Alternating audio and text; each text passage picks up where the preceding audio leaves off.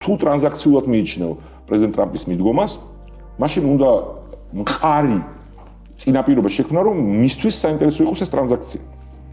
და ნედლეული არის ამის საფუძველი. იმის და მიუხედავად რომ ბევრი ვარაუდი გამოთქვა რომ არ არის ზუსტად გამოკვლეული არა რამდენია რამხელა მით უკეთესი რაც თავი სადაა ხო და სად არის ხო მით უკეთესი ანუ ეგ ნიშნავს რომ პრეზიდენტ ტრამპს აქვს ამოცანა თავის შიდა პოლიტიკურ ბაზასთან რომ თქვას რომ აქ ამერიკის ინტერესის არსებობა არ არის უბრალოდ ქველმოქმედება თვითონ როგორც ლაპარაკობს და ამას ჩვენ ვინც უკრაინას უჭერს მხარს ვისაც პირველ რიგში საქართველოს ინტერესი აქვს უნდა ხელი შეუწყოთ ჩვენ სასწრაფოდ შეგვიძლია განავითაროთ ვერსიები რომ ძალიან დიდი ნედლეული არის სადღაც ლითიუმის ოქროს საწმისთან ერთად საქართველოში.